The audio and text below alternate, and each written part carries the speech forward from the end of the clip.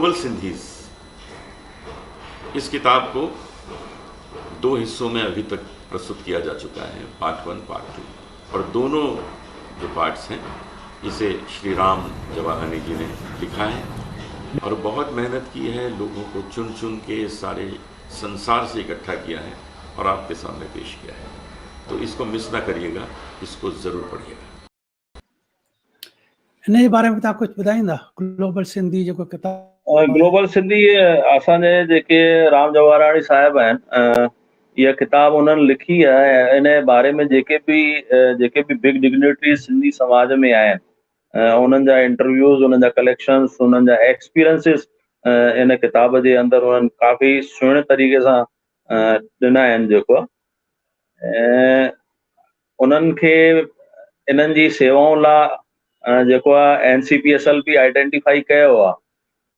जंहिं तरीक़े सां उहे जेको आहे उन्हनि यूट्यूब ते बि उन्हनि जा काफ़ी इंटरव्यूज़ आहिनि।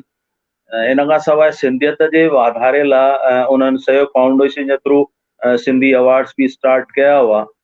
त तमामु उन्हनि जो सुठो कमु आहे। इन किताब जे ज़रिए उन्हनि बिग डिग्निटरीज़ जा उन्हनि जा एक्सपीरियंस उन्हनि ॿियनि सॼे पब्लिक डोमेन में खणी आया आहिनि। जेको आहे ऐं हिन दफ़े NCPSL में 2 लाइफ टाइम अचीवमेंट अवार्ड्स थींदा आहिनि, जंहिंमें हिकु अवार्ड जेको आहे साहित्यकार सम्मान थींदो आहे, जेको स्पेसिफिक लिटरेरी फील्ड में ॾिनो वेंदो आहे। ऐं ॿियो हिकिड़ो सम्मान आहे साहित्यकार रचना सम्मान, जंहिंमें असां 5 लख जी अवार्ड राशि ॾींदा आहियूं।